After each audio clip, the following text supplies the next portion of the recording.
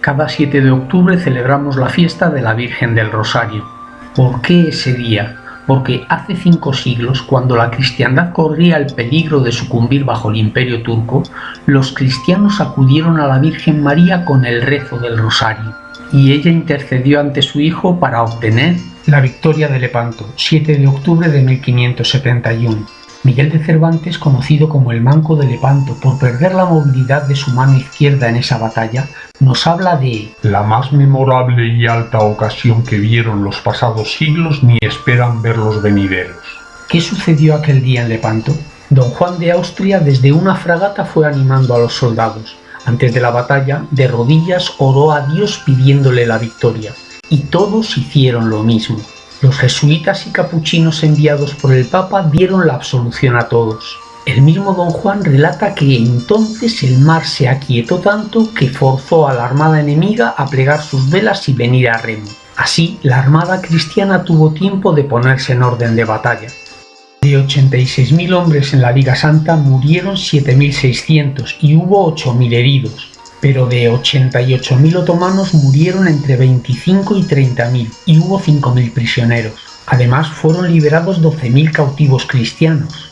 De la armada cristiana se perdieron 12 galeras y 28 más quedaron irrecuperables, mientras que de la otomana fueron apresadas 170 galeras y 20 galeotas. 130 eran útiles y 60 fueron quemadas. El acierto de Don Juan al equipar las galeras y sus disposiciones tácticas no bastan para explicar tan abrumadora victoria. El Papa Pío V había pedido durante meses que se rezara el rosario, devoción muy querida en la orden de predicadores de la que él procedía.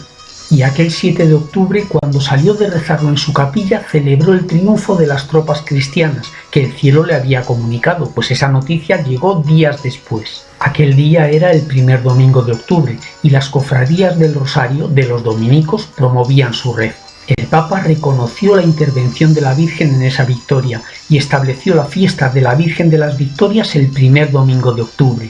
Su sucesor, Gregorio XIII, la denominó Fiesta de la Virgen del Rosario y la trasladó al 7 de octubre. Igual que había hecho en Caná de Galilea por unos novios, la Virgen intercedió en Lepanto ante su Hijo por todos los cristianos.